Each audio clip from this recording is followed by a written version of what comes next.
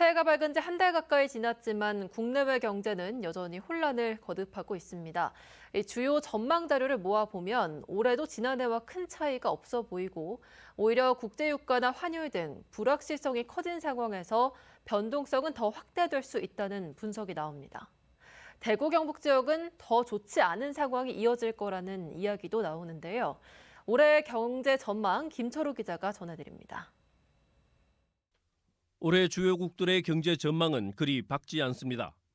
OECD와 IMF, 블룸버그 등의 전망치를 보면 유럽과 일본은 지난해보다 성장률이 조금 나아질 것으로 보이지만 미국은 0.4%포인트, 중국은 0.2에서 최대 0.5%포인트 하락, 우리나라는 1.6%대로 내려앉을 것이라는 전망이 나옵니다.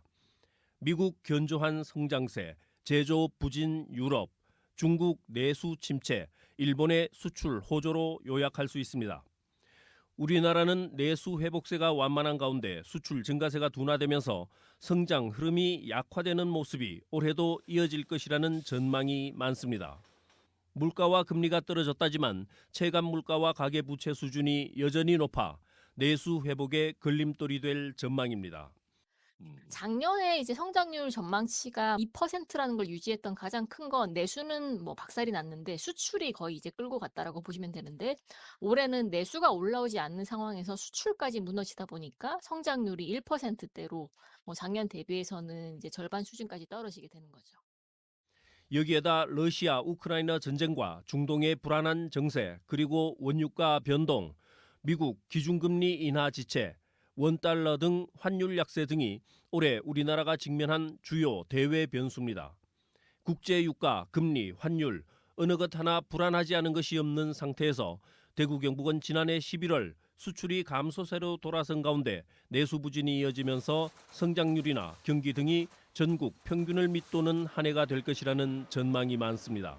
이제 대구 경북 경제는 이러한 국내 경제적인 어떤 그 부진 원인에다가 플러스 해가지고 그 대구 경북의 어떤 주력 수출 품목 자체가 그 트럼프 대통령이 행정명령을 내린 어떤 전기차 의무화 폐지라든가 여기에 관계된 어떤 차량용 배터리나 자동차 부품 등을 상대적으로 주력 수출 품목으로 하고 있기 때문에 그러한 제품들이 더 영향을 많이 받기 때문에 추가적인 어떤 타격이 있을 것 같고요.